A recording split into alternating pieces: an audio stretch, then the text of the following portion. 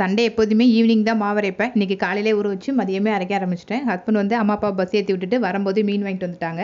இன்றைக்கி முரல் மீனும் பாப்லெட் தான் வாங்கிட்டு வந்திருந்தாங்க.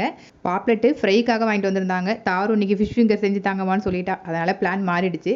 சரி ஃபிஷ் ஃபிங்கரே செஞ்சிருவோன்னு சொல்லிட்டு தான் ரெடி பண்ணிட்டு இருந்தேன். ஃபிஷ்ஷை வந்து 2 துண்டாக கட் பண்ணிக்கணும். ஒரு ஆஃப் லெமன் ஜூஸு, இஞ்சி பூண்டு பேஸ்ட்டு, கொஞ்சமாக சால்ட்டு, பெப்பரு, ஒரு எக்கு, கூடவே கார்ன்ஃப்ளவர் எல்லாத்தையும் சேர்த்து நல்லா கலந்து விட்டுட்டு ஒரு 5 மினிட்ஸ் அப்படியே வச்சிடணும். அதுக்கப்புறம் வந்து பிரெட் க்ரம்ஸில் நல்லா கோட் பண்ணிவிட்டு பொரிச்சு எடுத்துட வேண்டியதான். பிரெட் க்ரம்ஸ் இல்லைன்னா ரஸ்க்கு, ப்ரெட்டு எதுவாக இருந்தாலும் பொடி பண்ணி அதில் கூட கோட் பண்ணிக்கலாம்.